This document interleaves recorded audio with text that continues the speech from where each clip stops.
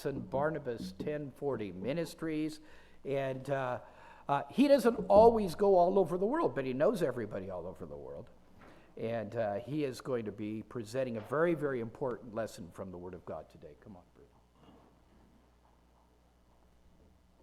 Thank you, Pastor. Thank you, brother. Well, it's good to be back. I was here 3 years ago, a little over 3 years ago, 3 years and 2 or 3 months ago. And I appreciate very much your church, your support, your pastor, and what a wonderful church this is. God has blessed you with a great pastor and pastor's wife, and I like this church. I like it. There's a great spirit here, and I'm thankful for it. I want to just talk to you a little bit this morning during the Sunday school hour about missions and about really that part of the world that I have the privilege of being able to work in. You know, the last command that Jesus gave to the church before he ascended back to heaven was what we refer to as the Great Commission. And all of us are familiar with the Great Commission. It's not complicated.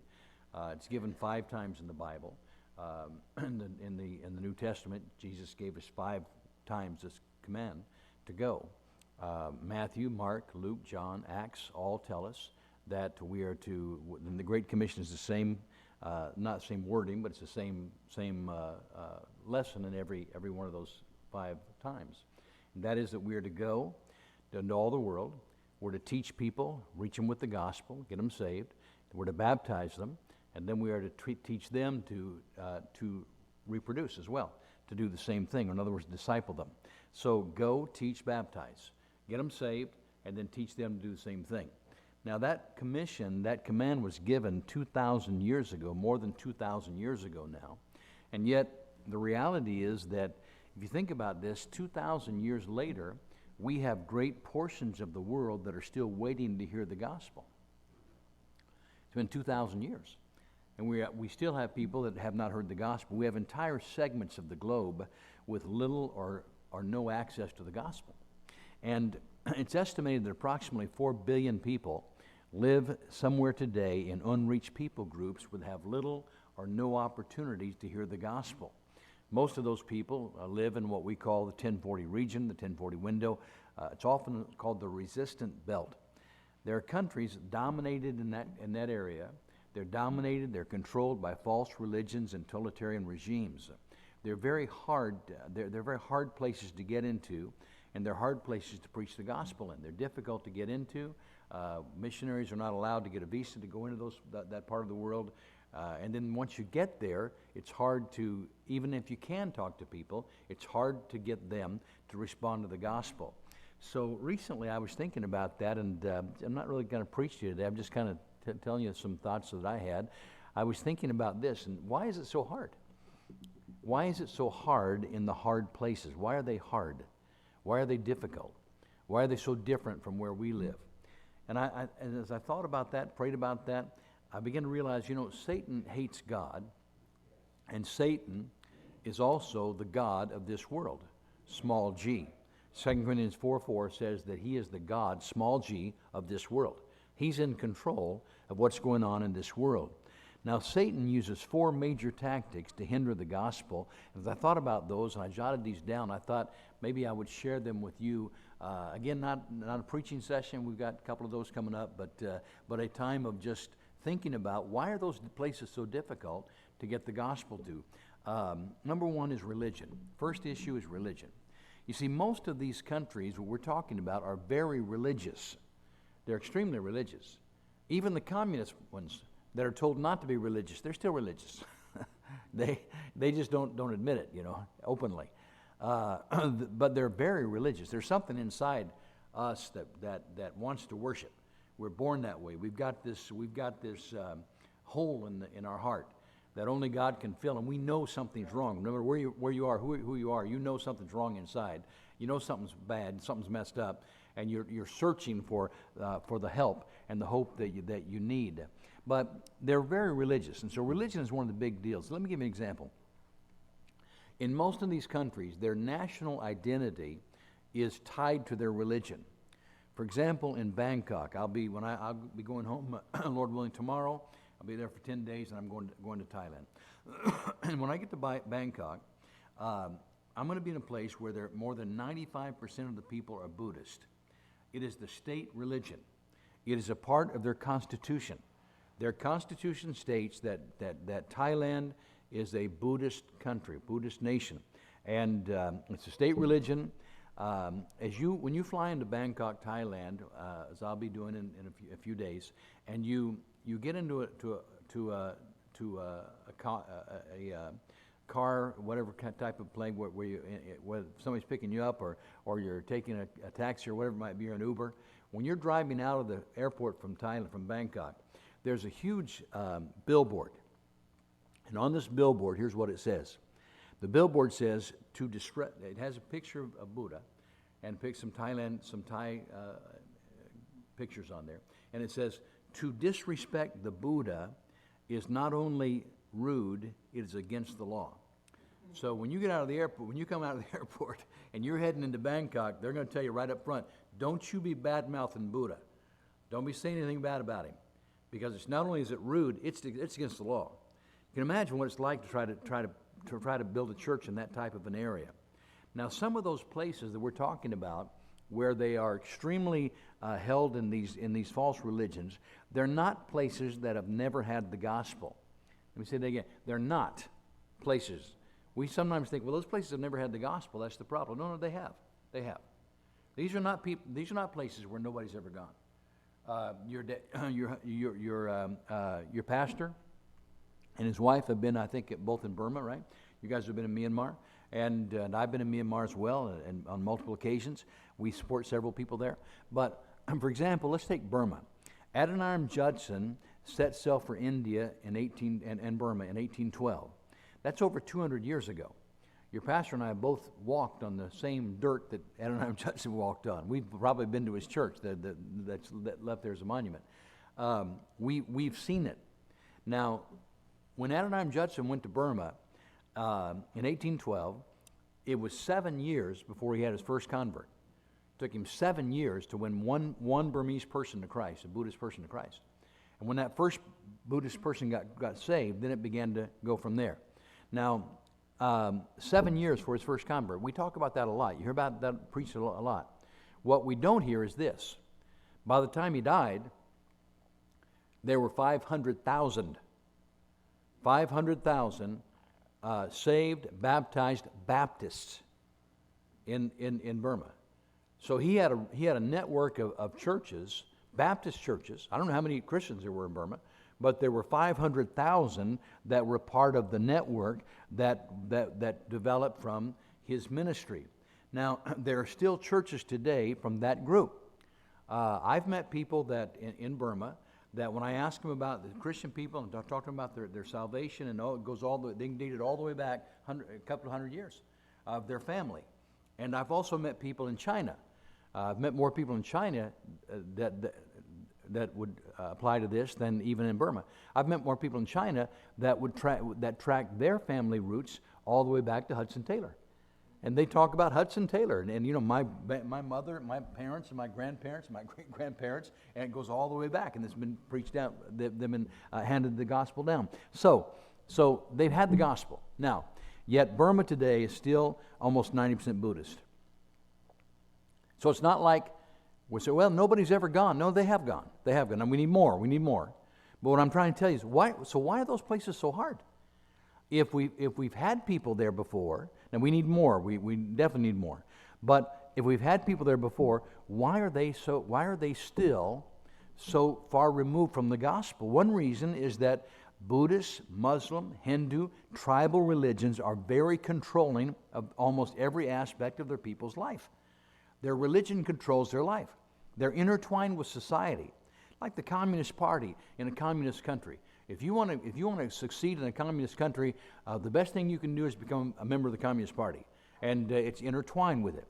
It's very difficult to leave a religion that's been your family identity for centuries.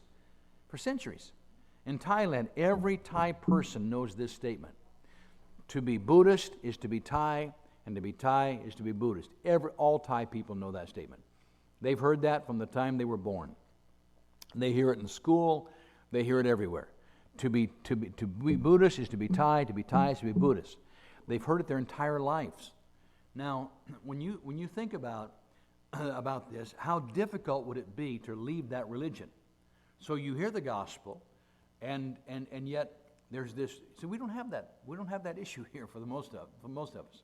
We can convert to another religion without having this extreme pressure that comes from your religion and from your family not wanting you to leave that religion. There's a second thing, culture. Not only is it religion, but culture. Now, Eastern culture is an honor-shame culture. Western culture is the opposite. Our culture values the individual. Their culture values the group. We value the Lone Ranger, the John Wayne. They do not. They value the family, the group. It's not individual. It's together. Family groups together. Let me give you some thoughts on this. I'm going to give you three thoughts about this honor-shame culture. Number one, in this type of culture, family defines everything. Now, in Western cultures, family is much more of a voluntary association, right? At the age of 18 or so, young adults are encouraged to go off to college, go ahead and get out of the house, venture out of the home, live your life. Now, and find yourself or establish your own life, whatever it might be, your own family, your own lives. Now, we don't want them to go away and never come back, but we don't want them to stay forever, you know. And it's just a different thinking. But in collectivistic societies, identity is identified by the group you belong to. Now, for example, when men meet, okay, guys, when we meet each other, you know, hi, I'm Dwight Tomlinson. What's your name? I'm Joe Below. You know, good. Hey, Joe, what kind of work do you do? Right? First question we ask. You know, first question we ask each other. Men or ladies, we don't talk as easily as you do, and so it's kind of for us. We just don't know what to say. We're just standing. Oh, hi. Where do you work? What kind of work do you do? I mean, that's the first thing we ask. Almost the first thing, and we talk about work. I've done that with 2 or 3 of the guys here tonight or this morning already. You know, and I don't know what else to say. What kind of work do you do? And we talk about their job and talk about what I do. But in collectivist societies, that's not really important. What's important is when 2 people meet, they want to figure out what clan are you from, what tribe are you from, what village are you from, and that's what they're going for. What kind of a village? Where are you from, and whether or not we're in the same village, same clan. Now, honor is a shared commodity. So what one person does brings honor or shame to the entire community. And children are taught from an early age, you don't dishonor our village or our community, our people. It would be like if my father had said, you don't dishonor the Tomlinson name, you know. But with them, it's much deeper than that. It's the whole group, because you don't honor your community. If you are expected to be loyal to them, even if it costs you something, personal cost, you're expected to be loyal. Now, leaving your religion shames your family. It shames your whole village. I could take you to well, have you ever had David Board here, for example, from Cambodia? I know David. You know David Board? Yeah. I've been with Brother Board, and we support some people through him as well, some Cambodian. But I've been to his church, and there are multiple people in his church that were thrown out of their village when they got saved, and multiple people multiple women who lost their husbands and their families when they got saved. I mean, it was like, hey, here's the ultimatum. You reject Jesus, you get off this Christian kick, you get away from this, or you get out. And there's no ultimate. You get out. You get out. And they're thrown out of their village. I've met people in communist Laos like that. I've had people that I've led to Christ in China, that young people that were banished from their home afterwards. Now, it's very rare there, but it happens there as well. But in some places, it's very common. In Cambodia, Laos, some of those, Indonesia, some of those countries like that. And so leaving your religion shames your family. So now when you have this kind of a situation, all of a sudden your family's defining everything, your crowd, your group, where you're from. And so you can imagine the pressure that it would take for you, even if you do hear a clear presentation of the gospel, you realize if I make this decision, I've seen what happened to others, that's going to happen to me as well. So the first thing is that family, in these kind of cultures, family defines everything. Where are you from? Who you from? Not what do you do, but where are you from? Who are you connected to? Where are your connections? And then secondly, social capital fixes everything. So if what defines you is who you're from, where you're from. And what fixes things in your life is what's your social capital. What is your, in Chinese we call it guangxi. What is your guangxi? You know guangxi? 明白 guangxi. No, 会说普通话吗? No? I'm sorry. 对不起. And but guangxi is it's your social capital. It's how respected you are. Who you know, not what you know, but you know, but how high on this level do you go? In honor-shame cultures, life is this constant quest.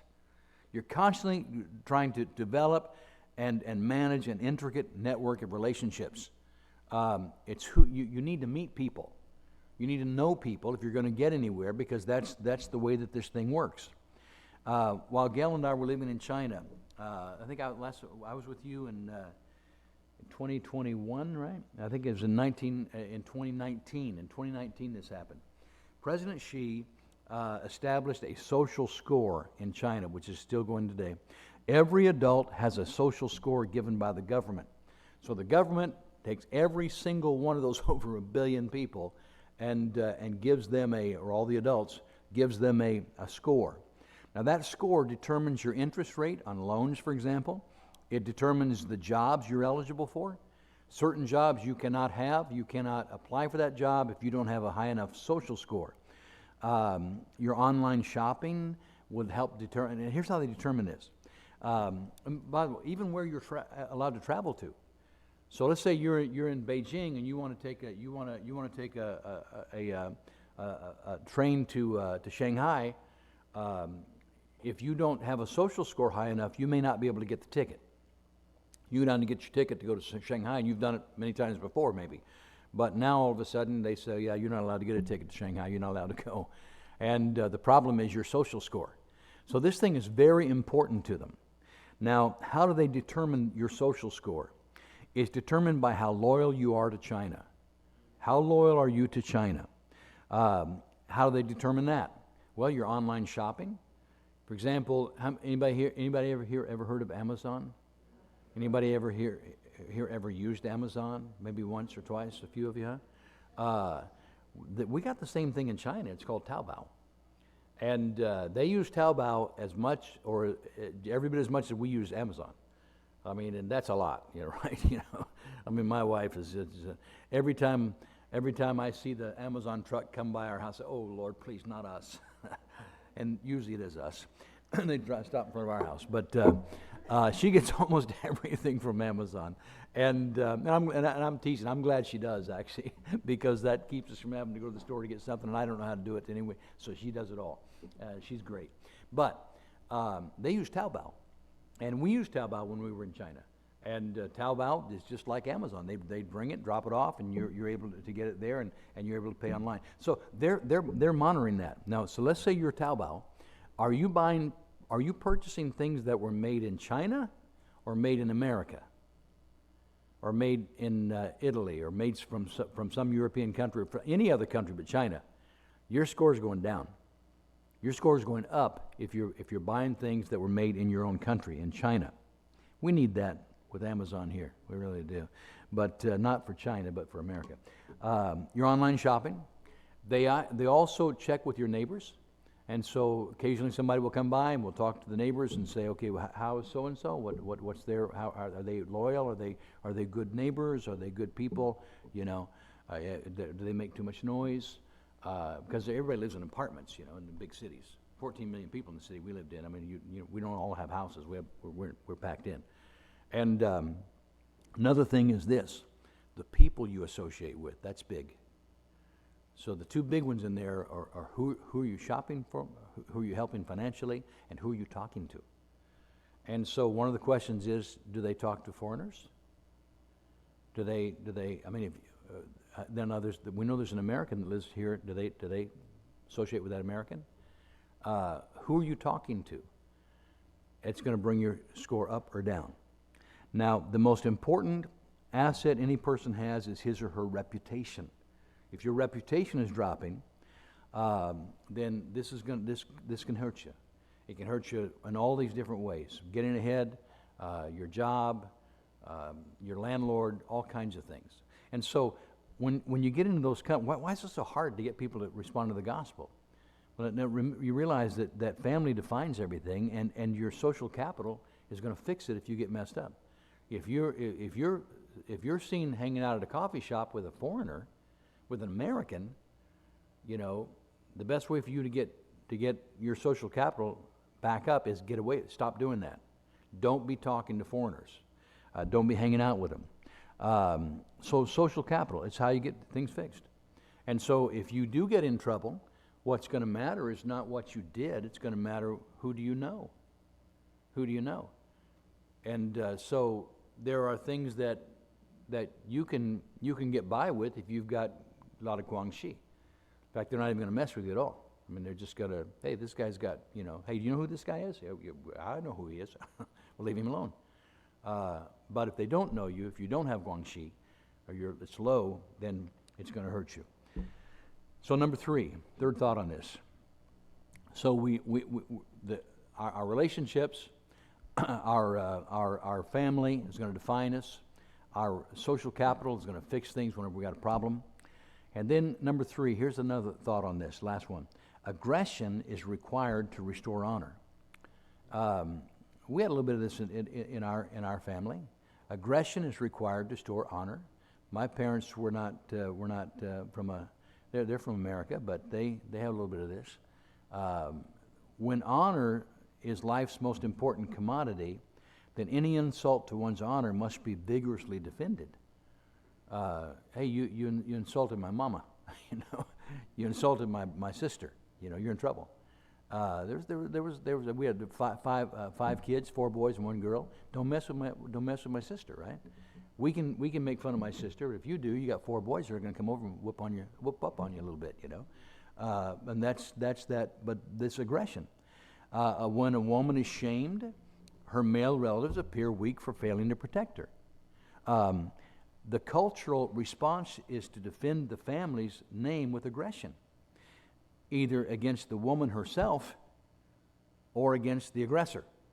So in a family like mine, where we had 5 kids, 4 boys, 1 girl, in that type of a culture that we're talking about over in Asia, if that girl, either she's going to pay for it or the person that she was shamed by is going to pay for it. And so we often hear of honor killings. And we think, where could this come from? That's where I'm telling you where it's come from. This is how you fix this. We're Muslims, and my daughter wants to marry a Christian. Not happening.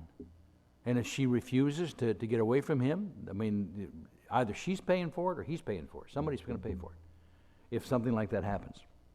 So a father whose child turns to Christ may respond with public anger and threats in order to save face in the community. So even if he doesn't kill his daughter or do something, you got to do something to save face. So I'm in this village, and it's for example, back to Cambodia again. The Cham people in Cambodia are Muslim, and so in those Cham villages, if your wife or your teenage son or daughter turns to Christ, now you may not kill them, you may not beat them up, you may not throw them out, but you may, and it happens a lot, but not the killing so much as the getting rid of them. But you've got to do something. There's got to be some kind of a public acknowledgement that, hey, I don't agree with this. My daughter has become a Christian, or my son, my teenage son is going to this Bible study that these Christians are coming and doing in our village, but We're not in favor of this. I've got to save face somehow. Why are they hard? Religion, culture. Let me give you one more thought. Politics. Preacher, we usually stop about a quarter till normally, or so. Yeah. Okay. Number 3, politics. Now, in these totalitarian politicians, they remind you a lot of ours today in America. They demand complete control and obedience. Wear your mask. Shut down your church. Do what I tell you to do. They demand complete obedience. Now, they fear the gospel. The politicians in those areas, they fear the gospel because it sets people free to worship God rather than man. They want you to worship them. President Xi has ordered in many villages to take down all of the pictures, any picture of Jesus, and put his picture there instead, and his pictures to be on the wall in every home. They did that a number of years ago. And that was even before the 2019 situation where he started the social score. Christianity is especially feared because in Christianity we're set free, and we learn that I'm not to worship the government. I'm not to worship myself. I'm not to worship my family. I'm not to worship my village. I'm to worship God only. And I'm to love all those other love my government and love and pray for them. And you know you're a Christian. You know what we think. We're different. And so when you're in that culture, and then all of a sudden you start to think like we think today, and worshiping God, and He's number one, then this is a real threat. It's a real threat to the government. According to Open Doors USA, more than 6,500 Christians are martyred every year. The number one country for persecution recently has been Afghanistan, North Korea number 2, Somalia number 3, Libya number 4. And Libya, by the way, is the place where those 21 Egyptian Coptic priests were beheaded and then put on social media as they showed it.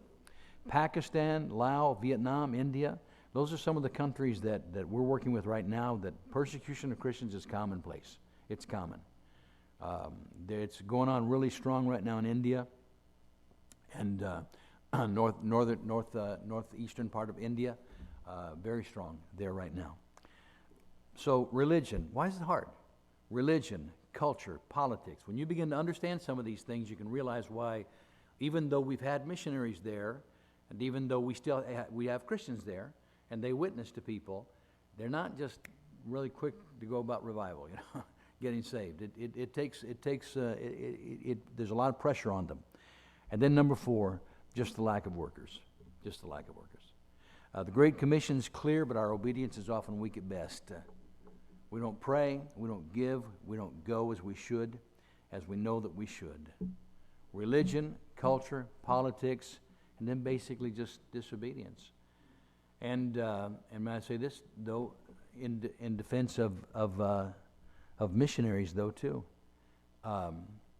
If you could go if God's called you to go into missions, and you could go to a place where you can get a visa, and you can get to town, and you can start a church, or you could go to a place where you're liable to get thrown out for sure, and maybe something worse. Which one you going to? Which place you going to? And most people are not going to those countries. Now some are. And I'm not being critical of those that aren't. In fact, I'm defending. You can understand why. I didn't go there as a missionary. When I moved to China, I didn't move to China to be a missionary to China. I went to China, my wife and I, and lived there so we could get to those other countries within a couple hours very easily, and we could help to find national pastors that we could support them to reach their own people. So I'm not at all trying to say, hey, I had the guts to go there, and Joe Blow over here doesn't. No, I'm not saying that at all. I didn't have the guts to go there. I didn't go there as a missionary. I went to Hong Kong as a missionary, started a church. They got singing Jumps on Galway. I'm going to be back there in about 3 or 4 months, preaching at that church again. But when I went to Hong Kong, it was a British colony, and totally legal to do what I was doing. So when people do go to those hard places, missionaries do go to those areas, I got to give them a lot of credit. And but the best way for them to do it, and I encourage anybody who's going to go to that part of the world, do not go over there thinking you're going to pastor that church. You're going to get not only yourself in trouble, but you're going to get people, the locals in trouble as well. For example, almost every missionary that I know that has been kicked out of China, the reason they were kicked out is because they were pastoring the church, preaching the gospel. And the Chinese absolutely forbid that. You're not supposed to have a Chinese person taking care of overseeing a house church either. But I promise you, if there's an American with a house church and there's a Chinese with a house church, they're going to shut down the American. They may or may not, the Chinese guy. You know why? Guangxi. See? Guangxi. You know how much Guangxi I got in China? 0. None. But this guy over here, he may know a lot of people. And he may be friends with the police. And many times they are, you know.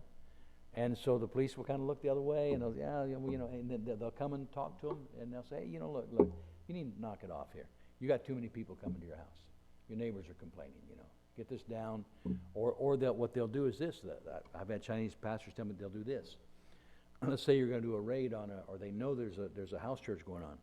Sometimes what they will do is, let's say you're meeting on Thursday nights at 7 o'clock. What'll happen is when you come home, when you come in on Thursday night at 7 o'clock, there's going to be a couple of police just standing outside. They don't do a thing. They just look at you. And you know what? And you know what that means? My pastor friend told me that means you just got warned. Now you better, if you're too stubborn to take the warning, then you're going to get in trouble. But if you'll take the warning and knock it off, or move it to Tuesday night, whatever it might be, or stop for 3 weeks and then go back again. But you've been warned. But when it's a foreigner, you're not getting no warning. We're just showing up, and we're showing up at the time that you're there, if we possibly can, because we want you out of here. Okay, why are the hard places so hard? They're just hard. But that helps us to understand a little bit of why. Thank you, guys.